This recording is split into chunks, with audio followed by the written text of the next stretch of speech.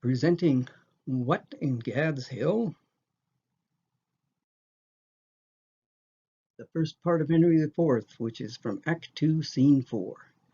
We're going to examine it to see what kind of puzzles the author has left us.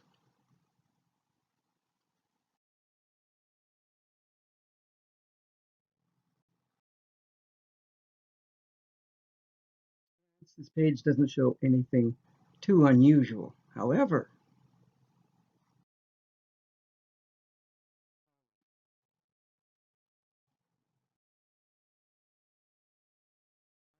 56, we'll find something quite unusual. It begins with line 9 when Falstaff is talking about what's the matter. Here before of us had ta'en £1,000 this morning.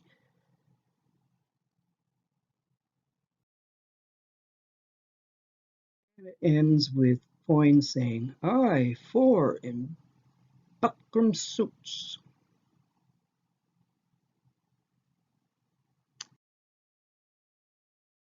Struck me is that there are so many 4s in this little excerpt.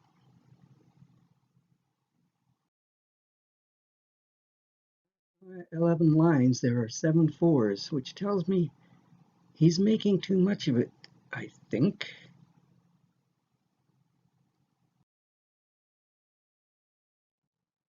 So when we count up all these 4s, 11 of them, 11 4s, but subtract this one because it does not number people, but holes.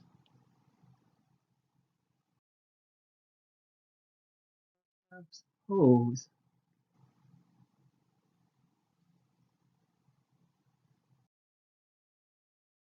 Ten 4s, copy that.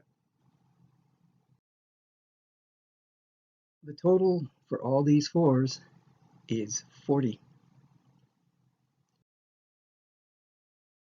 Now we turn our attention to the right column.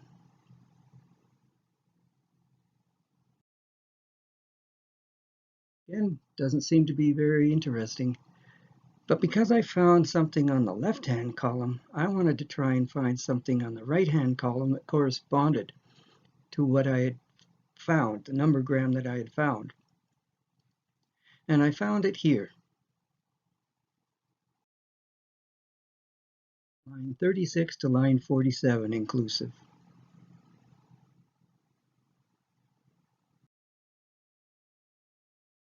This is Prince Hal's account of exactly what we had seen in the left-hand column.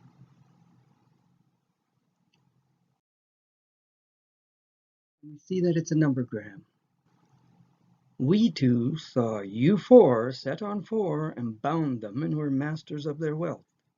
Mark now how a plain tale shall put you down. Then did we two set on you 4 and with a word outfaced you from your prize and habit. Yeah, and it can show it you in the house. And Falstaff, you carried your guts away as nimbly with a quick dexterity and roared for mercy and still ran and roared as ever I heard bull calf. What a slave art thou to hack thy sword as thou hast done and then say it was in fight? What trick, what device, what starting hole canst thou now find out to hide thee from this open and apparent shame?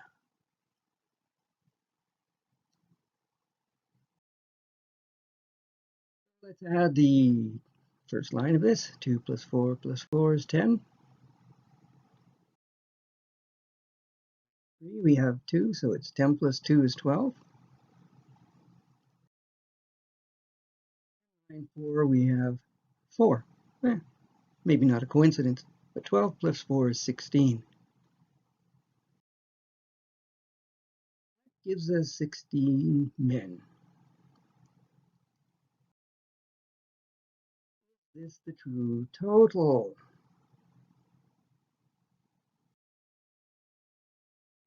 On this little paragraph, viewers can probably figure out what we can do to add something to this.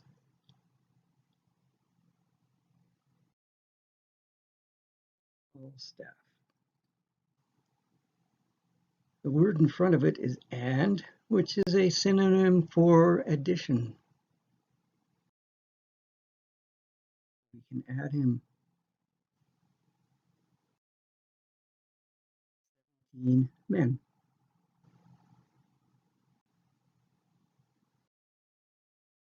Proof is on the page that this really exists.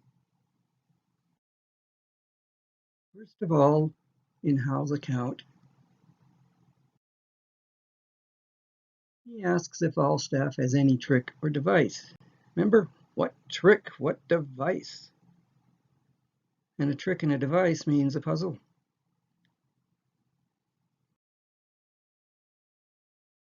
Points on line 49 when he says, "What trick hast thou now?"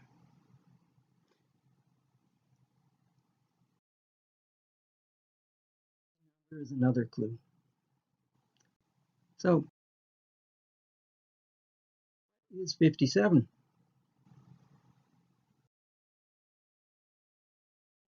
equals the number on the left-hand column, 4.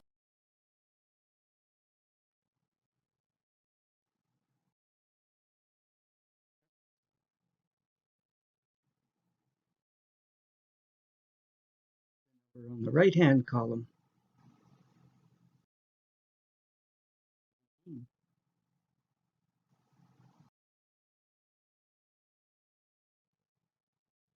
Furthermore, we can see that the left-hand column has lies, which is appropriate because the sinister side of anything is probably the side with deception, as in, hey, they had a sinister plot to take over the kingdom, or what sinister things are you doing today? And the right-hand column is about the truth, which is exactly what Prince Hal told. Pretty clever, I'd say.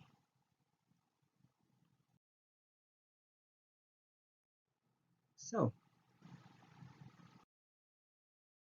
who is 17/40? Here's some clues. On May 20th, 1573, 3 of his servants, David Wilkins, John Hannum, or perhaps Hammond, and Denny the Frenchman, ambushed William Fount and John Wotton at Gadshill. This is from the National Archives in London State Papers SP 12/91/36.F.64, which means the 64th folio. Fount and Wotton were servants of William Cecil, Lord Burleigh, and possibly former servants of the actual writer.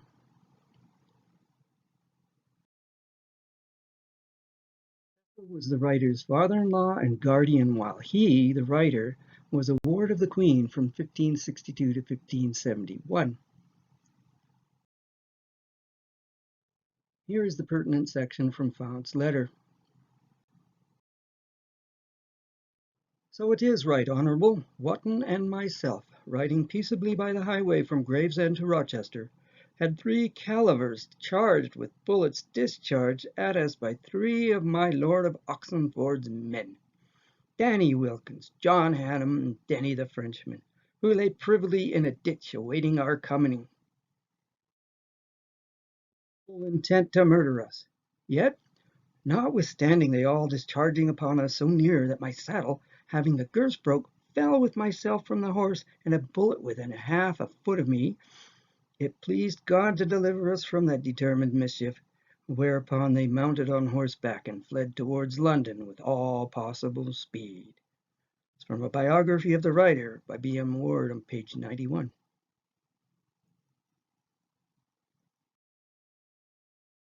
This incident is related in a scene from an earlier play, The Famous Victories of Henry V, which adds details not found in what we've seen in the second part of Henry IV.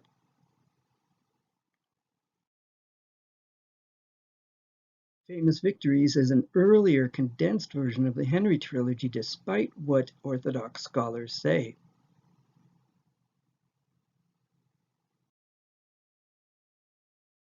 Here is the excerpt in question.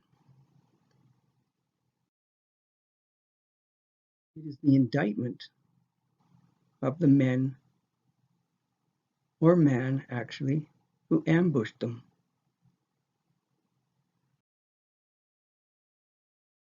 What the clerk is saying.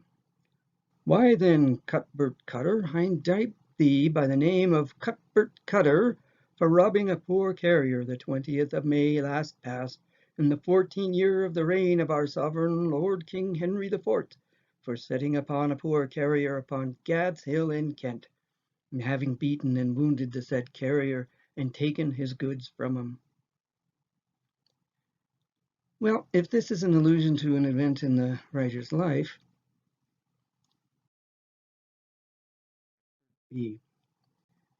Well, there was one famous Cuthbert whose father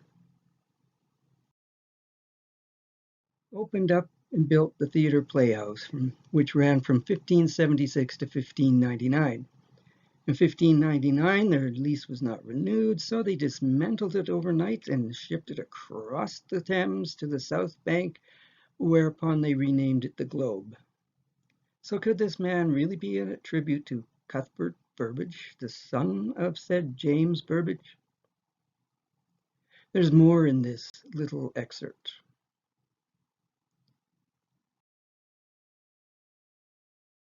We see it has the same date, 20th day of May.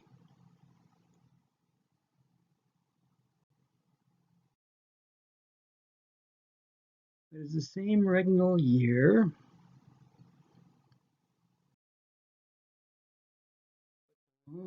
Monarch. Henry died in March of his 14th year as king. The was in the 14th year of Queen Elizabeth's reign. Astute audience members and readers of this quarto would have known that, especially if they would have known their recent monarchical history, their recent royal history.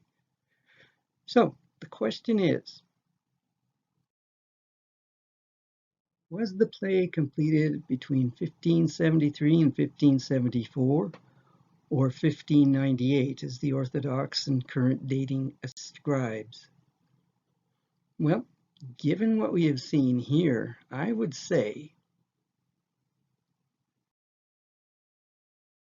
1598, because the incident would not have been as topical to audience members.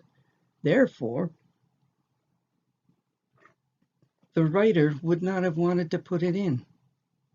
Or he might have wanted to, but it would have been lost on most people.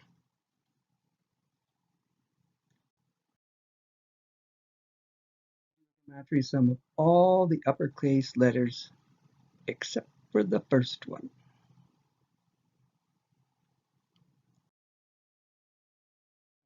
85, which is 17 times 5.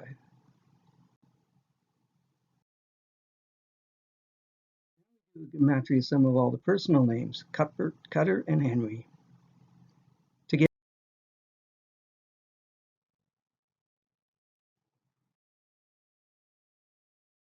we add the number of Roman letters to that, and we get 17 times 3.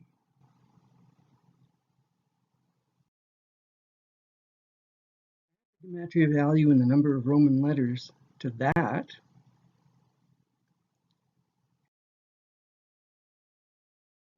which in the Latin alphabet repeated count is TTT, which stands for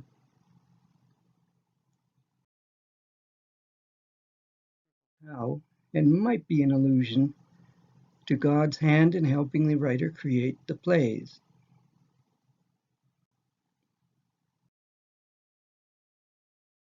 More to this.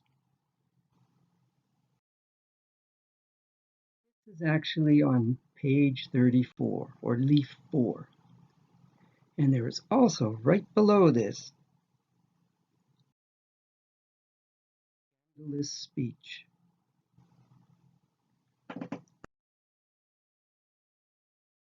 Here's where the victim says to the Bailiff and his men.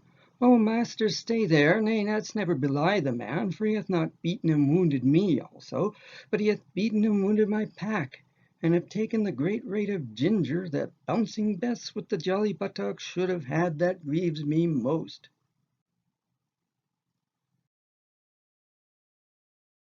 How did the playwright get away with this? Ginger, there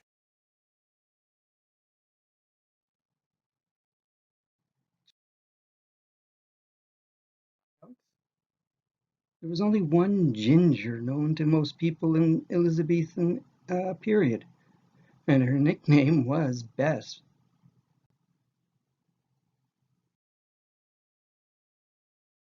His head, up with his head.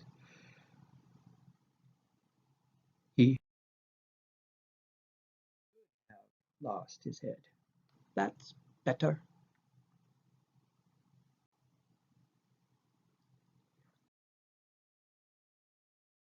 Perhaps the following is a clue why he didn't.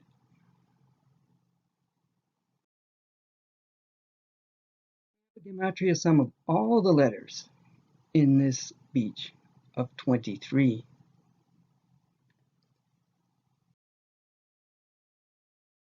Add the number of words, 49.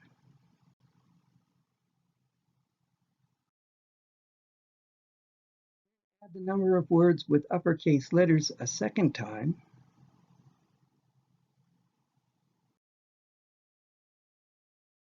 Is 80, double the writer's code number. Now this is interesting because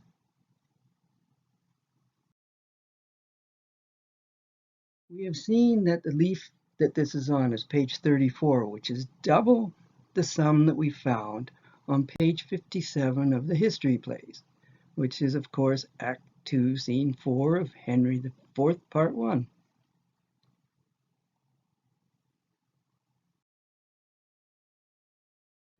The sum of this little paragraph is double what is on the left-hand column of the same page in the first folio, 40. Now, this suggests to me that perhaps the editor of the first folio, or perhaps the writer, or even the compositor of somebody, had a copy of the famous victories of Henry V in front of him, so he could create these two interesting connections.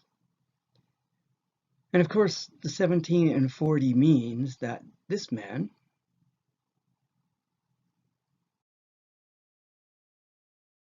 De Vere, the 17th Earl of Oxford,